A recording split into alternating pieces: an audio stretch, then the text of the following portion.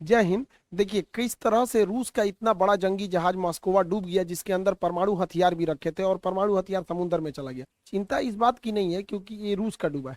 Mainly हम लोग का भी जितने हथियार है ना, उसमें 80% रूस क्या है।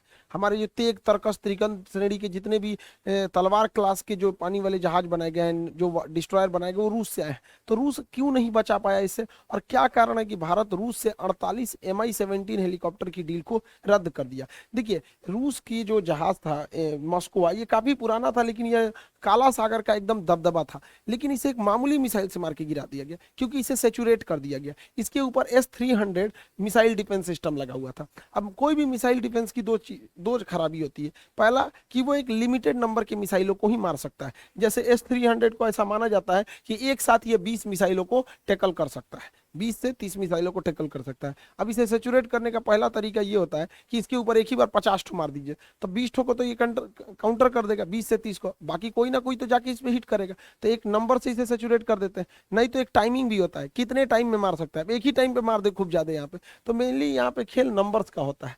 तो यहीं पे हुआ, इस मिसाइल को सेचुरेट करके और पिन पॉइंट एक्यूरेसी के साथ से यूक्रेन इस पे मारा था। जब यूक्रेन इस बड़े से जंगी जहाज को मारा तो इसका मिसाइल डिफेंस सिस्टम भी काम नहीं कर पाया, और इसे मारने में सबसे ज्यादा मदद किया था अमेरिका का सिस्टम। देखिए इन जहाजों को मिसाइलों से बचाया जा सकता है। भारत को अपने जहाजों पर सैप सिस्टम को तैनात करना चाहिए। सैप सिस्टम क्या होता है, जैसे देखिए कोई दुश्मन का जहाज आ रहा है, अगर दुश्मन का जहाज अगर मिसाइल मार दिया है तो इस मिसाइल को मारने के लिए काउंटर मिसाइल तो मारे जाते हैं। अगर ये मिसाइल इसको नहीं मार पाया तो ये जब आ जाता है, अगर हमारा डिफेंस सिस्टम इसे नहीं मार पाया और ये मिसाइल इसके पास आ जाता है, तो उस सिस्टम पे क्या काम करता है, ये डेक के पास साइड में ये सैप सिस्टम लगे होते हैं। ये सैप के अंदर ना मेटल्स यानी छड़ धातु के छोटे छोटे टुकड़े भरे होते हैं, और इस सैप को जब फायर कर देते हैं सेफ सिस्टम को, तो ये मिसाइल के चारों ओर एक दीवार बना देता है, सील्ड बना देता है। जैसे देखिए यहाँ पर ये जहाज है, और ये जहाज अगर आप यहाँ हवा में देखिएगा तो ये क्या लगा हुआ है, सैप सिस्टम फायर किया हुआ है यहाँ पर। अगर इधर से कोई भी मिसाइल आएगी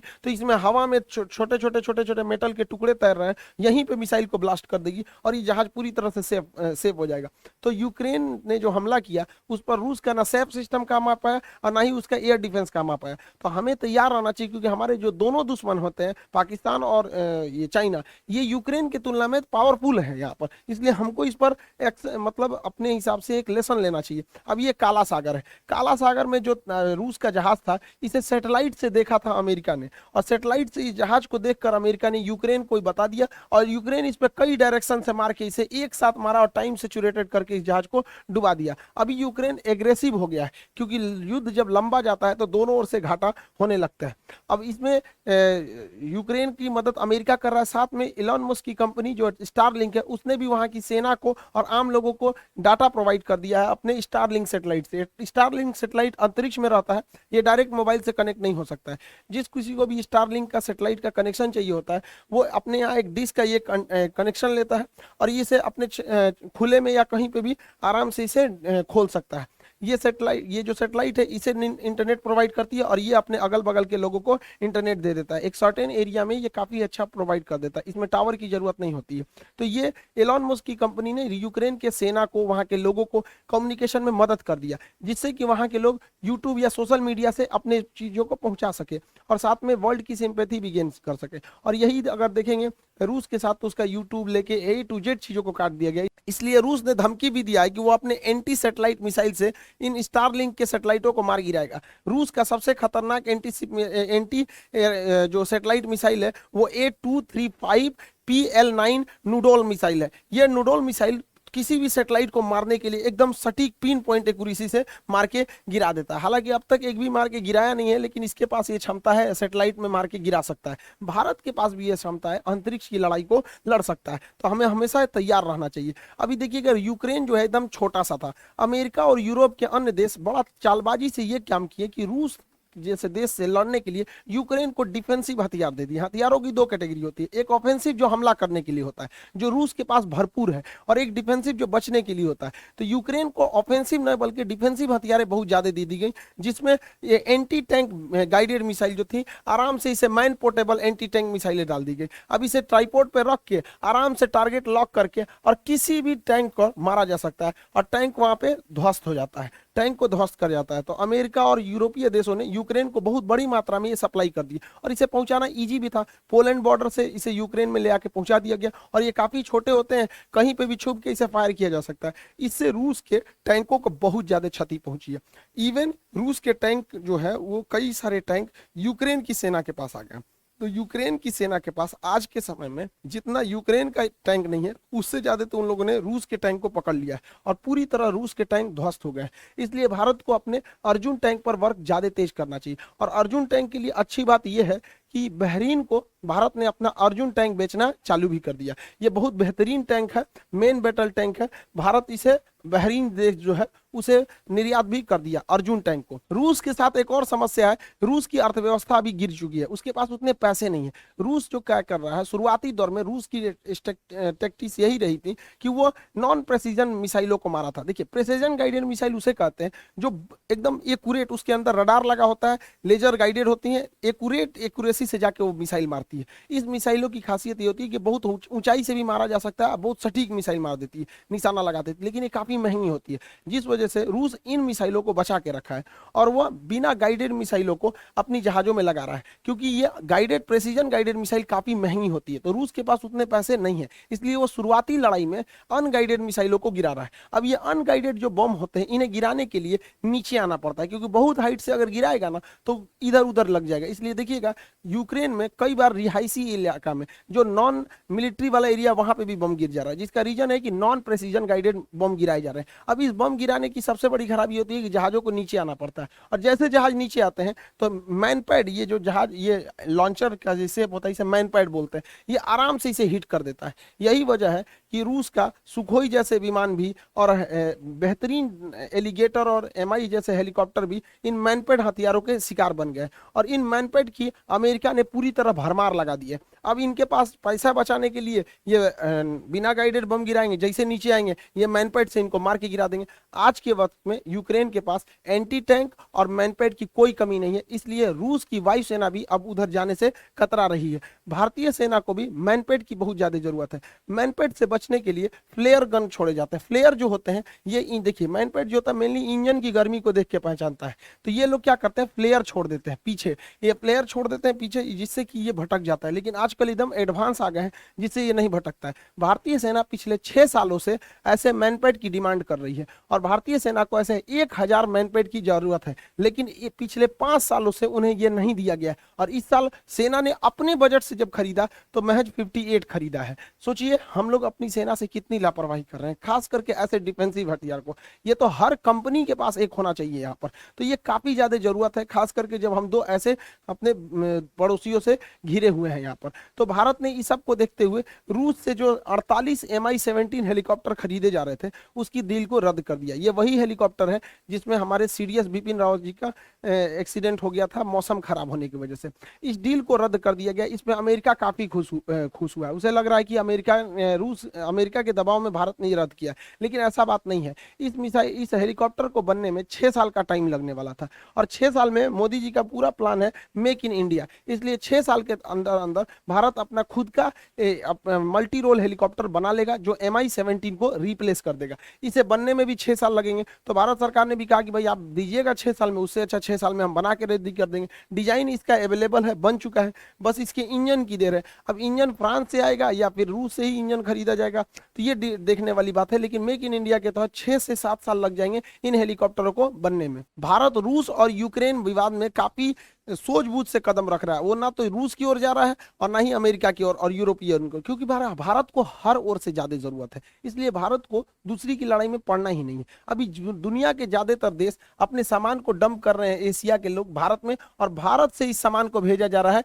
यूक्रेन में। अब इसी दौरान जापान ने अपना एक सैन्य जहाज भेज दिया और इस सैन्य जहाज में मदद राशि दी गई थी, कुछ खाने पीने के सामान थे, दवाइयां थी। अब ये सैन्य जहाज आया दिल्ली और दिल्ली से जाने के लिए रवाना हुआ यूक्रेन के लिए। लिए भारत सरकार ने मना कर दिया कि हम किसी भी सैनिक जहाज को अलाउ नहीं करेंगे। अब इस सैनिक जहाज भले था, लेकिन इसके अंदर मानवीय मदद की चीजें रखी गई थी। अब जापान इस पर गुस्सा हो गया कि भारत ऐसा क्यों कर रहा है। भारत का स्पष्ट कहना था कि बहुत सारे लोग जो आम नागरिक हैं अलग अलग देशों के, वो कहां पहुंच जा रहे हैं, यूक्रेन पहुंच जा रहे हैं। तो क्या पता इसमें कोई जापानी जाके यूक्रेन चला जाए और वो यूक्रेन चला जाए और रूस से हमला कर दे, तो कल को रूस कहेगा कि यूक्रेन में यह आदमी जो आया है वो भारत होके आया, तो हम ऐसे बवाल में नहीं पड़ेंगे। आपको सामान पहुंचाना है नॉर्मल जहाज से पहुंचाइए, मिलिट्री जहाज से नहीं पहुंचा सकते। भारत दोनों ओर बैलेंस करके चल रहा है। अभी भारत में ये जो ब्रिटेन के प्रधानमंत्री ये आए हैं, जॉनसन बेबी, ये खरगोश बोरिस जॉनसन, वही जॉनसन बेबी वही है इसको, ये कुछ ज्यादा ही होशियार बन रहे हैं। ये भारत पर दबाव बना रहे हैं कि भारत यूक्रेन पर क्यों नहीं कुछ बोल रहा है, यूक्रेन को क्यों मरता छोड़ रहा है यहाँ पर। तो इस पर एस जयशंकर ने बहुत बढ़िया भिगा के तमाचा दिया है इन लोग को। एस जयशंकर ने कहा है कि यूरोपीय देश तथा अमेरिकी देशों को बहुत अच्छे से चिंता है यूक्रेन की, लेकिन ये लोग कुछ नहीं बोलते हैं जब इन लोगों ने अफगानिस्तान को मरता हुआ छोड़ दिया था। याद कीजिए, अफगानिस्तान से लोग जहाजों से गिर गिर के भाग रहे थे। क्या अफगानिस्तान से भी खराब हालत हो गई है यूक्रेन की? तो एस जयशंकर साहब ने बहुत अच्छा जवाब दिया है। ये लोग अभी मीटिंग में आए हुए हैं। भारत में एक बहुत बड़ी मीटिंग चल रही है राष्ट्रपति भवन में, जिसे कहते हैं रायसीना डायलॉग। उसमें एस जयशंकर साहब ने इस जॉनसन बेबी को अच्छा से समझा दिया है। बहुत सारी मल्टीनेशनल कंपनी थी जो अपना मतलब पूरा सेटअप बंद कर दिए हैं रूस में, जैसे माइक्रोसॉफ्ट ने बहुत पहले बैन कर दिया था। जितनी भी मोबाइल निर्माता कंपनी थी उन लोगों ने बंद कर दिया था। अभी क्या है कि रूस के अंदर जो डेली यूज की चीजें हैं उसकी भी शॉर्टेज देखी जा रही है। जो डेली यूज की मसालों की, खाने पीने की चीजों की, कॉफी की, इन सब चीजों की काफी कमी देखी जा रही है। अब इन कमियों को दूर करने के लिए भारत आगे आ रहा है और भारत के व्यापारियों को भी सोचना चाहिए कि हर काम में सरकार आगे नहीं बढ़ेगी, आप अपना आगे बढ़िए, क्योंकि आजकल वैश्वीकरण का दौर चल रहा है। एक व्यापारी दूसरे जगह आराम से कांटेक्ट कर सकता है। तो उन लोगों को भी जो इंटरनेशनल मार्केट में लगे हैं उन्हें जल्दी से जल्दी मार्केट को वहां शिफ्ट करना चाहिए। ये बहुत बेहतरीन मौका है, इन्हें नहीं गंवाना चाहिए। याद कीजिए, जब चाइना कोरोना फैला था तो चाइना पूरी दुनिया में पीपी किट बांट रहा था। सोच रहा पहले वही फैलाया, उसके बाद खुद भी बांटने लगा। तो ये मौका है भारतीयों के लिए रूस को ये सब चीजें पहुंचाने के लिए, ताकि रूस की अर्थव्यवस्था भी बची जा सके, रूस के लोगों का मनोबल भी बचा जा सके और हमारा व्यापार भी बहुत अच्छे से चल सके। युद्ध काफी लंबा हो जाने से ये यूरोप के लोग जो पहले डर रहे थे रूस से, अब ये रूस से डरना छोड़ दिए हैं। इसमें सबसे तेज आगे कूद रहा है पोलैंड। ये पोलैंड भुला गया है कि द्वितीय विश्व युद्ध में जर्मनी सबसे पहले इन्हीं को थूरा था यहाँ पर। अभी इनको भी थूर देगा रूस तो शांत हो जाएंगे यहाँ पर। देखिए, यूक्रेन को अपने लिए लड़ाई लड़ता तो समझ में आता है, सजुरा अमेरिका के चढ़ाने पे लड़ाई लड़ गया है। अब पूरी देश की अर्थव्यवस्था की ऐसी तैसी करके रख दिया यहाँ पर। तो यहाँ पर पोलैंड कह रहा है, भारत पे दबाव बना रहा है कि G20 में रूस को बाहर कर दो। अब पोलैंड खुद G20 में नहीं आता है और भारत को कह रहा है कि आप G20 में रूस को बाहर कर दो। भारत ने स्पष्ट कर दिया है कि रूस और भारत की जो दोस्ती है ये लिमिटलेस है। आप अभी कुछ दिन पहले देखे होंगे कि चीन के विदेश मंत्री आए थे और हमारे विदेश मंत्री एस जयशंकर साहब से मिले और बोरिया बांध के चल गए। उन्होंने कहा कि मोदी जी से भी मिलना चाहते हैं। मोदी जी ने कहा कि हमारे पास टाइम नहीं है, अभी नहीं मिलेंगे। और उसी के 2 दिन बाद रूस के विदेश मंत्री आए, वो एस जयशंकर साहब से भी मिले और मोदी जी से भी मिले। मोदी जी भी भिगा के मारने में एकदम स्पेशलिस्ट हैं। आई होप आप इस डिस्प्यूट को समझ गए होंगे। और एनडीए का जो अभी एग्जाम हुआ है उसमें एक लड़का था जो एनडीए में एडमिशन लिया था, वो हमसे यही कह रहा था कि सर हमें पता है कि मेरा एनडीए में नहीं होगा, लेकिन आपकी फीस इतनी कम है कि हम एनडीए में एडमिशन ले लिए, क्योंकि आप बाकी जगह पे जाइए देहरादून, दिल्ली वगैरह में तो 40-40 हज़ार ले रहे हैं लोग। तो उसने कहा कि सर फीस बहुत कम है इसलिए हम एनडीए में एडमिशन लिए, मेरा होगा नहीं। और उस गधा का जब एग्जाम हुआ तो मिला रहा करा कि सर मेरा कंफर्म हो जाएगा, अब हमको एसएसबी की तैयारी करनी है। तो देखिए, जो भी एग्जाम्स होते हैं खास करके एनडीए वगैरह जी एग्जाम, इसमें एक खास स्ट्रेटजी चाहिए। बहुत ज्यादा पढ़ने के लिए नहीं, फौज में जाना है, कुछ स्ट्रेटजी चाहिए यहाँ पर, तो उस स्ट्रेटजी से होता है। तो अभी जितने लड़के एनडीए के लिए सीरियस है, देखिए फीस कम होने की वजह से मजाक वाले लड़के नहीं आएंगे। जो सीरियस है, जिनको एकदम इस बार ले ही लेना है जॉब, वो लोग इसमें आएंगे। इस बार पूरी टीम रेडी है, ये पूरी टीम हम लोग की पूरी तरह से तैयार हो गई है। Prashant sir, Ravi sir, Priyanshu sir, आपकी कल्याणी मैम, सारे लोग एकदम पूरी तरह से इस बार एनडीए 2 को और बेहतर बनाना है यहाँ पे, ताकि बेहतरीन ढंग से रिजल्ट हो सके। प्रशांत सर मैथ के क्लास लेंगे यहाँ पर और प्रियांशु सर इंग्लिश के पूरे क्लास लेंगे। साइंस में रवि सर और हम दोनों क्लास लेंगे यहाँ पर। कल्याणी मैम करंट अफेयर लेंगे यहाँ पर। पर मैथ्स जो है अलग अलग सब्जेक्ट के यहाँ पर पीके सर भी क्लास लेंगे। पूरी टीम है जो एनडीए के लिए इस बार वर्क कर रही है। जो सीरियस लड़के हैं वही लेंगे। बहुत सारे लड़के ऐसे होते हैं जो सीरियस नहीं रहते हैं, उन लोग जो सीरियस नहीं रहते हैं पढ़ाई के लिए कम से कम सीरियस होना जरूरी है। देखिए इस बार एनडीए और एयरफोर्स के जो बैच हैं वो ऑफलाइन भी है, तो जो पटना आ सकते हैं, ऑफिस आ सकते हैं, तो आप लोग यहाँ भी आके इंक्वायरी कर सकते हैं और यहाँ पे भी आके क्लास कर सकते हैं। क्योंकि बाकी अन्य जगहों पे जो लड़के यहाँ से जाते हैं तो 30,000 40,000 रुपए बाहर लिए जाते हैं। तो ऐसे लड़के जो इतने महंगे फीस को अफोर्ड नहीं कर सकते हैं तो वो भी आके इजीली पढ़ सकते हैं। इस बार आप लोग का एकदम नॉमिनल, एकदम मिनिमम फी में यहाँ पे भी आप लोग को कर सकते हैं। तो जो पास के हैं वो ऑफलाइन आके पढ़ सकते हैं, जो दूर के लड़के हैं, दूर दराज के लड़के, वो ऑनलाइन भी आके, ऑनलाइन ईजी होता है कि ऑनलाइन वो पढ़ सकते हैं वहाँ पर। तो आप लोग को जो सुविधा है उसे लगे उस हिसाब से आप लोग को इसको बैच को इनरोल हो जाएगा। इस बार एनडीए में काफी अच्छा टाइम मिलेगा आपको सितंबर के फर्स्ट वीक में, तो काफी अच्छा टाइम है। हम लोग का पूरा टारगेट है कि जुलाई लास्ट तक हम लोग जुलाई महीने में सिलेबस खत्म कर दे और पूरा अगस्त प्रैक्टिस सेट करें, ताकि प्रैक्टिस पर ही पूरा रिजल्ट होता है। इस बार भी जो रिजल्ट जिन लड़कों का हुआ वो प्रैक्टिस पर ही ज्यादा जोर दिए थे, तो आप इसको समझेंगे। और एयरफोर्स के रिजल्ट भी बहुत जल्दी अब ऐसा खबर आ रहा है कि आ जाने वाला है, तो एयरफोर्स का भी आपकी बैचेज आ गए हैं। एयरफोर्स, नेवी, कोस्ट गार्ड, इस सब के भी बैचेज आ गए हैं, उसके लिए भी आप लोग अब इनरोल हो सकते हैं। बिहार वाले लोग जो दरोगा का एग्जाम दिए हैं उन लोग के लिए अब फिजिकल के लिए बहुत आगे मेहनत करते रहिए और सचिवालय वगैरह के भी बैचेज आते रहेंगे। आई होप आप इसे समझ गए होंगे। अब हम लोग नेक्स्ट वीडियो में देखेंगे कि पुतिन इतना शक्तिशाली कैसे हो गए और किस तरह से 15 देशों को मिलाकर यूएसएसआर बना, जो इतना बड़ा विशाल देश बना, और क्या कारण था 1991 में यूएसएसआर 15 देशों में टूट गया। इसको हम लोग नेक्स्ट वीडियो में समझा देंगे आपको। मिलेंगे नेक्स्ट क्लास में। जय हिंद।